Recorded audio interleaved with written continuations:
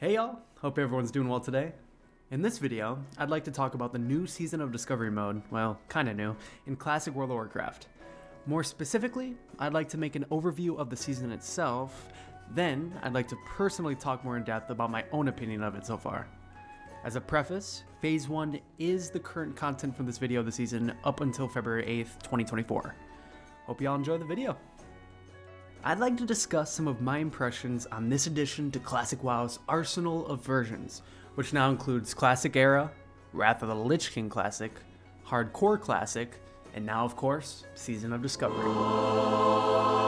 The topics I'd like to cover in this video regarding Season of Discovery include the leveling experience, gameplay changes, and the endgame experience, so far as of Phase 1.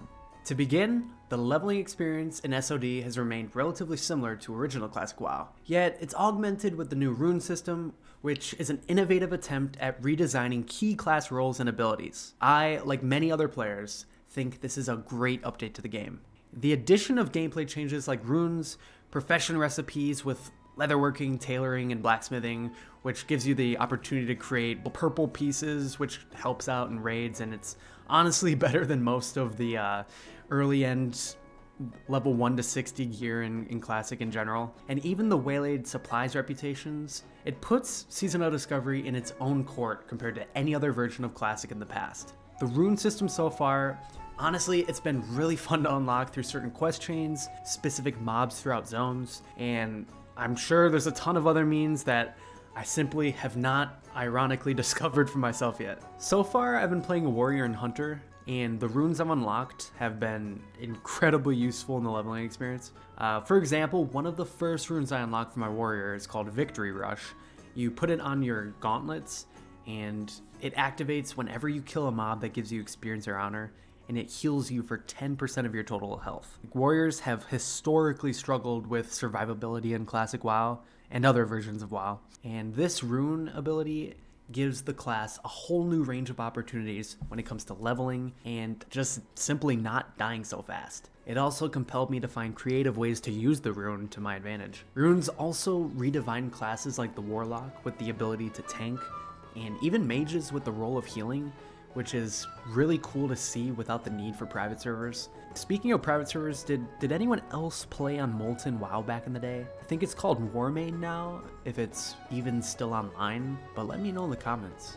Those were some good days. Adding more tools to players' belts, especially in Classic WoW, overall makes the experience so much more novel, and it definitely gives me the urge to try out classes I'm already familiar with, like the Paladin, which got a serious overhaul in this season with additions like Crusader Strike and Divine Storm from later expansions.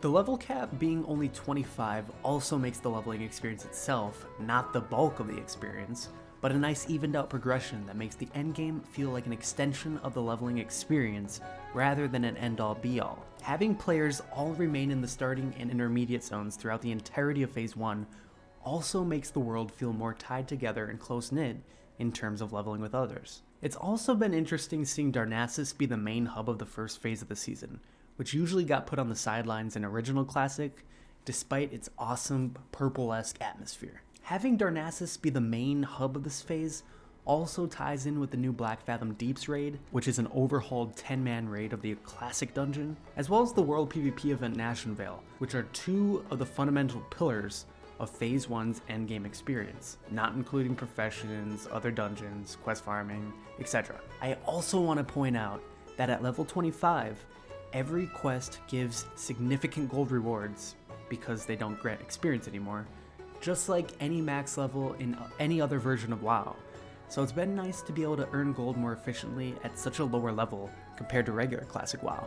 On a personal note, I've been having a lot of fun simply seeing how the endgame of Classic evolves through the lens of early end content. It's so interesting to see new metas that come into play, like new best-in slots from dungeons like Shadowfang Keep and Wailing Caverns, and even how much certain blue and green items are going for, like the Jorgen Bracers, which is a drop I luckily looted in Duskwood for my warrior because it's worth, I think, 50 gold, which is insane.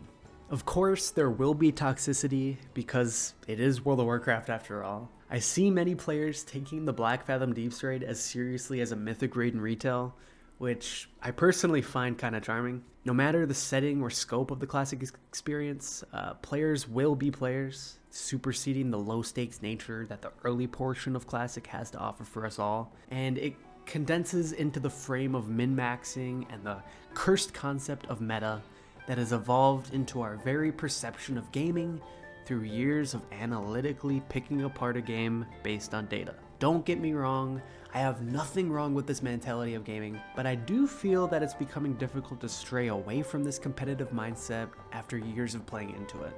I would love to enjoy the season of Discovery, fishing for leather scraps, sitting around Darnassus, enjoying the view of players running around, but I can't help but feel a subconscious need to perform, to get the best gear possible, and to follow the meta. I don't really know where I'm completely going with this, but I do think it's important to sometimes take a moment to reflect on why we play the games we do, and if we're having fun the way we want to have fun. Despite my ramblings and internal dialogue about the playstyle of MMOs, I really do think that the Season of Discovery is a great addition to Classic WoW's arsenal, and I'm really excited to see what Phase 2 has in store for us on February 8th, with the level cap increasing to 40, which will be exciting to see how they make new changes, new runes, how they're going to implement a raid into one of the new dungeons to redesign it. It's exciting. Anyway, that's all for the video today. If you enjoyed the video, I would really appreciate it if you left a like on the video and even hit the subscribe button. That would be awesome. I'm definitely going to be making more gaming videos related to World of Warcraft as well as other titles, and I'm excited about the possibility of seeing you back on the channel for my next video. Anyway, thank you so much and have a great rest of your day.